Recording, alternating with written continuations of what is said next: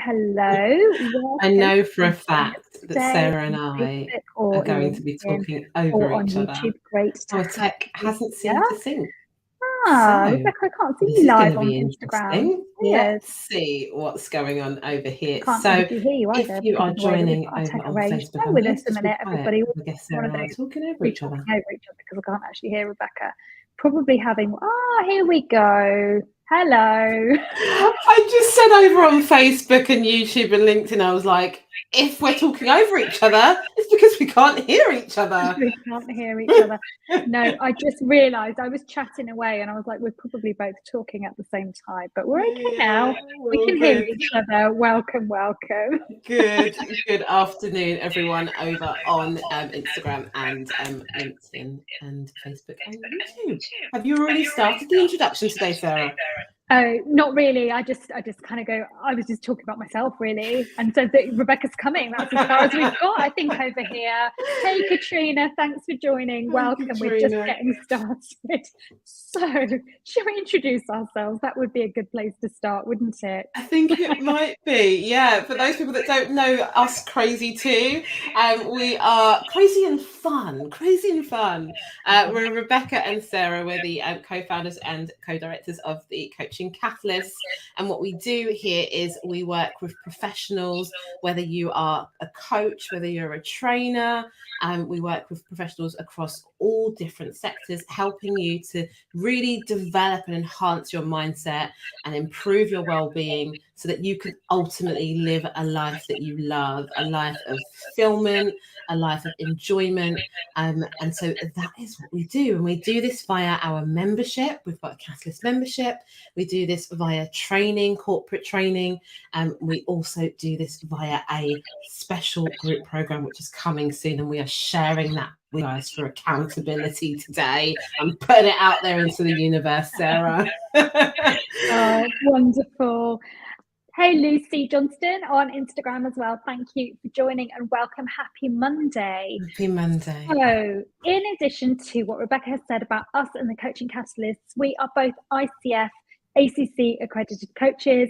We're both trainers for lead coach training organizations. And we are both also DISC personality programming practitioners. We're NLP practitioners, and we are both qualified mental health first aiders.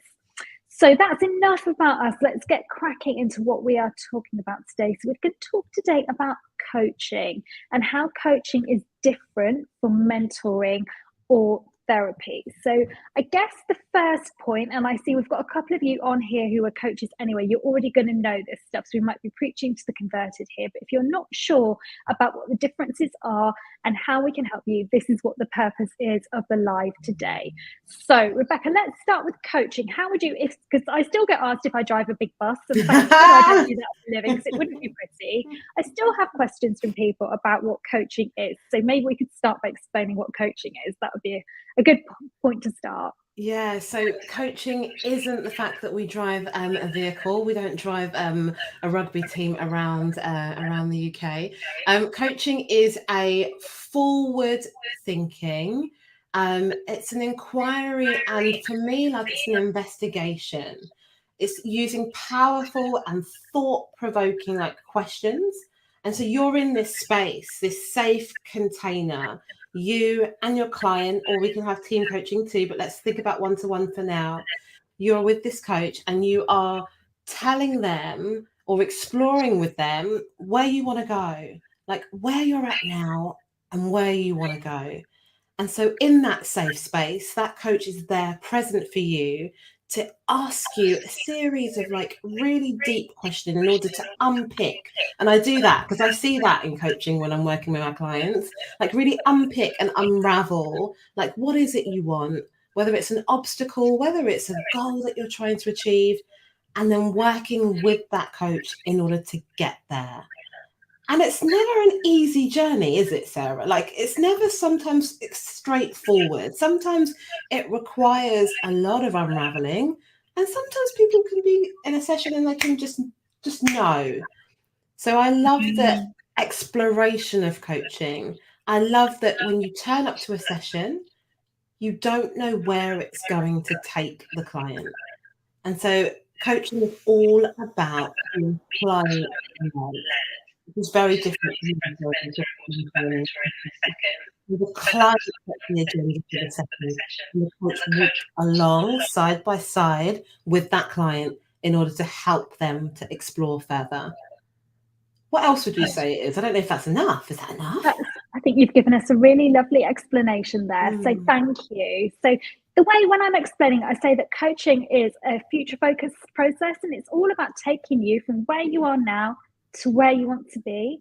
And as you said, Rebecca, helping you to overcome those obstacles, whether real or perceived, the obstacles that might be getting in the way of you moving forward.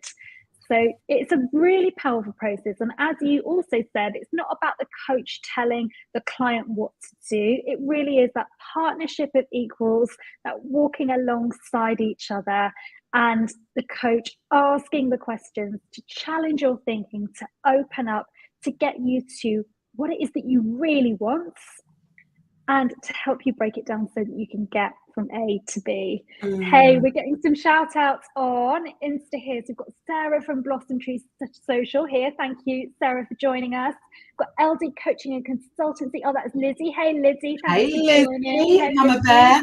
Oh, lovely mummy. And we've got Kirsty Holden over on Facebook as well. Good day today. Hey, we've got Abby Kingsland on Insta, and we've got Kim, one of our Catalyst members, here on Insta, and the Motivation Mums. So welcome everybody, and thank you for being here. So just been recapping what coaching is and how coaching works, because it's still a lot of kind of mystery and misconceptions around coaching.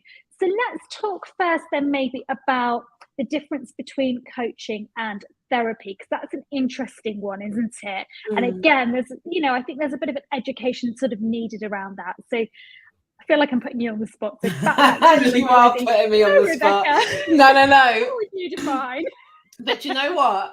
I am not going to read through a textbook for this one, because I'm pretty open in my own professional development journey, and therapy counselling is something that I embarked on a couple of years ago. So kind of pandemic, and exploring like whether I needed a different approach, because like coaching wasn't taking me to where I wanted it to go to. And this is really important. When clients show up to Sarah and I, it may or may not be coaching that is best suited for them. Am I still here? I'm still here. Still here. So it may or may not be coaching that's best suited for them. And that's where our transparency, our integrity, our professionalism comes in, because we then share, do you know what? It possibly may be that therapeutic counselling or other counselling and therapy may be best suited, but we are here for you when your time is ready for that. So for me, my experiences, and I will share that from my experiences of counselling to coaching is very different. I sat in the chair and I expected the counsellor to lead me through this, and they did. But they sprinkled a little bit of their own insights. And the main purpose of this was to explore past events. We looked really at like childhood, young adult. We looked at that in depth, but we had this like two-way dialogue, and they input some of their own experiences into our session, which is allowed. In coaching, we kind of have to detach ourselves a lot from the session, because again, it is very much client focused. It's client centric, unless we can ask for permission to share, which is not very often. So for me, counselling is very exploratory of what's happened in the past in order to kind of bring us to where we are at now. And then coaching is where we're there now in order to take us forward a bit more than that. So I don't know if that helps to distinguish the two, but that's my personal experiences of what I've encountered. What about you, Sarah? Oh, thank you. I think it's really helpful to share your experiences as well, isn't it? Because it makes it real. And there's absolutely a place for counselling and therapy, and there's a place for coaching. So, as you said, generally speaking, if somebody comes to us and it sounds like they need to go to counselling or therapy first, we would kind of signpost that. And then once you've dealt with those issues in therapy and counselling, and then you're ready to move forward, you're ready to look to the future, that would be the time then when you come to coaching. Occasionally, I have had clients who are working with a therapist about one particular area of their life, and then they work with us in coaching on a different area of their life. But it has to be that there are clearly defined parameters between the two. And so another question that comes up then is, does that mean it's not okay to get emotional in coaching? Oh my gosh. I'm like, cry and let it out. Like, right. I am, yeah. I think when people express emotion like that, for me, I feel like, yes, we've really got to the core. And then when we can really get to that core, that's when we can really start to like build blocks in order to help them to kind of move forward. But not everyone has to cry. There is laughter too. There's laughter. There's, you know, there's cries of joy, cries of appreciation, cries of gratitude. But yeah, like it's an interesting space to be in, because we hold as coaches so much for our clients. And we'll probably share again like what we do for ourselves in order to regulate as coaches so that we can be the best for our clients, because we have to do a lot of work behind the scenes before we turn up to those sessions so that we can protect ourselves. But yeah, I interrupted you there because I thought, do you know what, that's really important, because I always get clients that apologize. Like, I'm really sorry, I'm crying. And I'm like, no, like there's two questions for me when I see that. Do you want to continue? Like, are you happy to keep going? Or would you like to take a pause right now? I've never had anyone say, I'd like to take a pause right now. Right. Yeah. Yeah. I love that. And I think, you know, because particularly in the professional world, so if we're working with people in professional careers, if we're doing any kind of exec coaching, there is sort of an assumption really that in that context that people don't show emotion. And I find, like you, Rebecca, I find probably 9 times out of 10 in the first session, people will often cry, and often they will apologize for crying. And then the next question is it normal to cry? Yeah. And yeah, and all of that is welcome. All of you is welcome, because where we're going in coaching, we're delving into those corners of ourselves and our identity that often we haven't looked at before. We haven't given ourselves permission to be really honest about what we want, to be honest about what's important, to be vulnerable in looking at what might be stopping us from making the progress that we want to. So yes, coaching and therapy are different interventions. They serve different purposes, but that doesn't mean that coaching has to be devoid of emotion. Okay.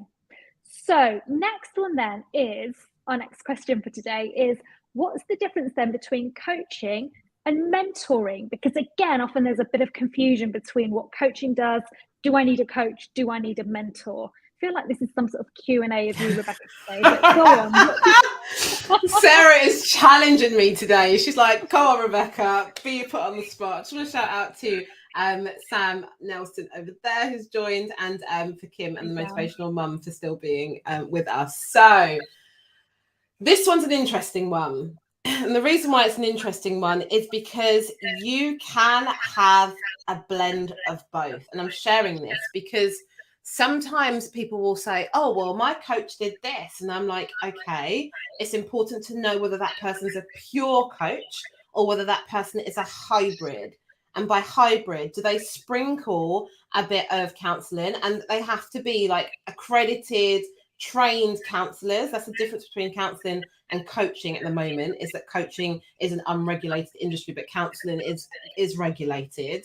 So do they have to just do one modality? And no, like, you can sprinkle, depending on your qualifications and your experiences, you can sprinkle different avenues into your coaching, like coaching delivery. So mentoring is, for me, you have to be knowledgeable in the field. For coaching, you don't. So I don't have to be a NASA engineer to coach somebody who works in that arena. Like, anyone from NASA, just let me know. I'll be happy to have a session with you. But in mentoring, you have to be knowledgeable in that field in order to share insight, in order to share your experiences, in order to support that individual, because they are probably looking to you for mentorship because they want to get to where you are, or exceed where you are. That's fine, we'll cheerlead that as well. So not only academically, but also in terms of experience, like hands-on experience. So Sarah and I both mentored trainee teachers within our like education background. Like, you can do that formally, you can do that informally, but you are sharing your knowledge in order to support somebody else with their development. I hope that answers the question. It's a good answer. It was a good answer. I love it. So mentoring is somebody who's been there, done that, got the t-shirt, got the answers, will tell you what to do. In coaching, we don't tell you what to do, because coaching works on the premise that you have got the answers inside of you. And our job as coaches is to help to elicit, to draw out those answers. Now, the reason that that can be so powerful is because when you come up with the solutions, when you come up with the direction that you want to go yourself, you're much more likely to take action on it, as opposed to somebody saying, do this. You might do it, you might not do it. So there's a place for mentoring, but coaching is also very, very powerful in a different kind of way. So I'm just conscious of time here. We're at 17 minutes. So I think we're going to move towards wrapping up now, but we've hopefully outlined for you today what coaching is, what coaching isn't, and how it's different perhaps from mentoring, and how it's different from therapy. If you've got any questions about this afterwards, do feel free to drop us a DM. Rebecca said earlier that we will talk about how we protect our energy as coaches and how we look after ourselves. So that might be a subject for another live. So you're interested in that, again, let us know. If you've got any questions for us, let us know, and we will schedule that for a live coming very soon. But thanks so much for being here with us today. Rebecca, thank you. I feel like you've been put on the spot by me today. I feel like I've been challenged, Sarah, in a good way. In a good way. Work, well done. Pat on the back. Yeah, well done. No, thank you for that. I think you've given some really helpful explanations. So thanks. Any questions, pop them our way. Thanks, everyone. All right then, see ya.